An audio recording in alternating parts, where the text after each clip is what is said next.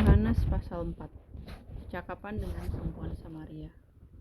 Ketika Tuhan Yesus mengetahui bahwa orang-orang Farisi telah mendengar bahwa ia memperoleh dan membaptis murid lebih banyak daripada Yohanes, meskipun Yesus sendiri tidak membaptis melainkan murid-muridnya, ia pun meninggalkan Yudea dan kembali lagi ke Galilea. Ia harus melintasi daerah Samaria. Maka sampailah ia ke sebuah kota di Samaria yang bernama Syikar, dekat tanah yang diberikan Yakub dahulu kepada anaknya Yusuf. Di situ terdapat sumur Yakub. Yesus sangat letih oleh perjalanan.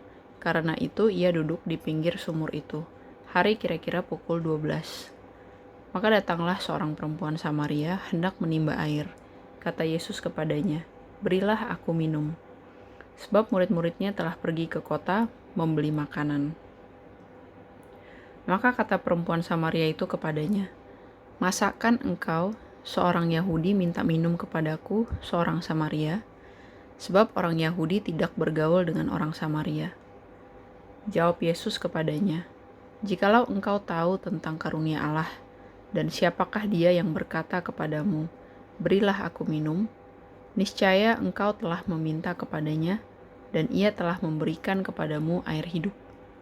Kata perempuan itu kepadanya, "Tuhan, engkau tidak punya timba, dan sumur ini amat dalam. Dari manakah engkau memperoleh air hidup itu? Adakah engkau lebih besar daripada bapak kami Yakub, yang memberikan sumur ini kepada kami, dan yang telah minum sendiri dari dalamnya, ia serta anak-anaknya dan ternaknya?" Jawab Yesus kepadanya, "Barang siapa minum air ini, ia akan haus lagi. Tetapi barang siapa minum air yang akan kuberikan kepadanya, ia tidak akan haus untuk selama-lamanya. Sebaliknya, air yang akan kuberikan kepadanya akan menjadi mata air di dalam dirinya, yang terus-menerus memancar sampai kepada kehidupan yang kekal." Kata perempuan itu kepadanya, "Tuhan, berikanlah aku air itu, supaya aku tidak haus dan tidak usah datang lagi ke sini untuk menimba air." Kata Yesus kepadanya, "Pergilah, panggillah suamimu dan datang ke sini." Kata perempuan itu, "Aku tidak mempunyai suami." Kata Yesus kepadanya, "Tepat katamu bahwa engkau tidak mempunyai suami. Sebab engkau sudah mempunyai 5 suami, dan yang ada sekarang padamu bukanlah suamimu. Dalam hal ini engkau berkata benar." Kata perempuan itu kepadanya, "Tuhan, nyata sekarang padaku bahwa engkau seorang nabi. Nenek moyang kami menyembah di atas gunung ini, tetapi kamu katakan bahwa Yerusalemlah tempat orang menyembah." Kata Yesus kepadanya, "Percayalah kepadaku, hai perempuan, saatnya akan tiba bahwa kamu akan menyembah Bapa bukan di gunung ini, dan bukan juga di Yerusalem. Kamu menyembah apa yang tidak kamu kenal. Kami menyembah apa yang kami kenal, sebab keselamatan datang dari bangsa Yahudi. Tetapi saatnya akan datang dan sudah tiba sekarang, bahwa penyembah-penyembah benar akan menyembah Bapa dalam roh dan kebenaran. Sebab Bapa menghendaki penyembah-penyembah demikian. Allah itu roh, dan barang siapa menyembah Dia, harus menyembahnya dalam roh dan kebenaran." Jawab perempuan itu kepadanya, "Aku tahu bahwa Mesias akan datang, yang disebut juga Kristus. Apabila ia datang, ia akan memberitakan segala sesuatu kepada kami."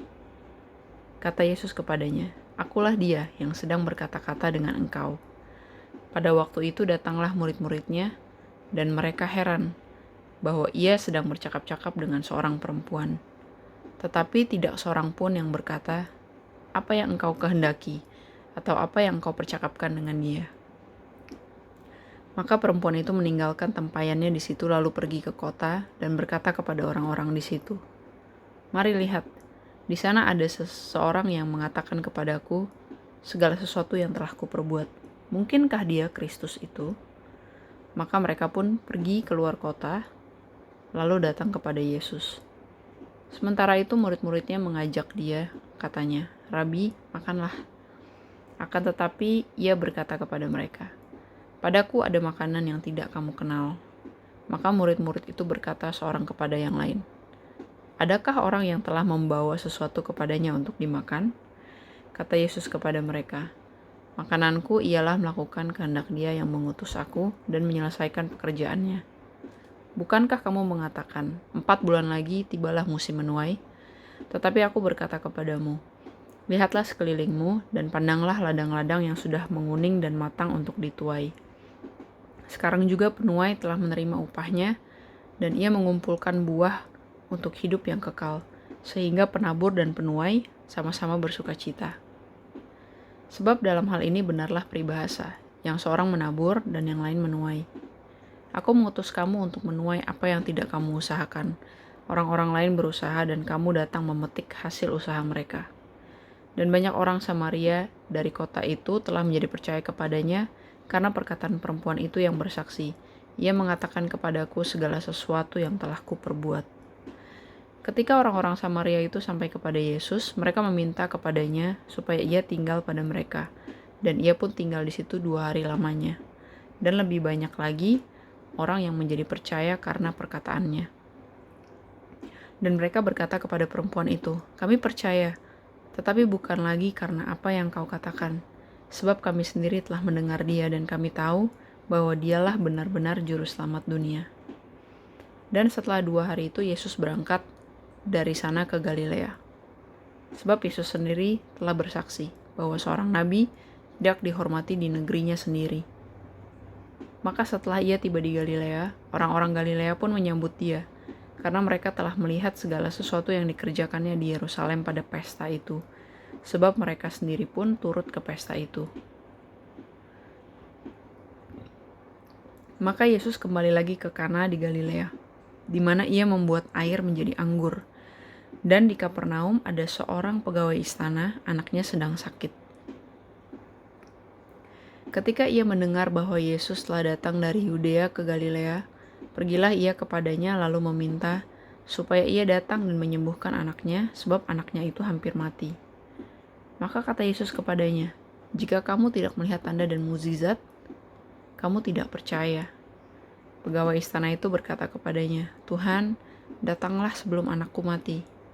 Kata Yesus kepadanya, pergilah, anakmu hidup. Orang itu percaya akan perkataan yang dikatakan Yesus kepadanya, lalu pergi. Ketika ia masih di tengah jalan, hamba-hambanya telah datang kepadanya dengan kabar bahwa anaknya hidup. Ia bertanya kepada mereka, pukul berapa anak itu mulai sembuh? Jawab mereka, kemarin siang, pukul 1 demamnya hilang. Maka teringatlah ayahnya itu, bahwa pada saat itulah Yesus berkata kepadanya, anakmu hidup. Lalu ia pun percaya, ia dan seluruh keluarganya. Dan itulah tanda kedua yang dibuat Yesus ketika ia pulang dari Yudea ke Galilea.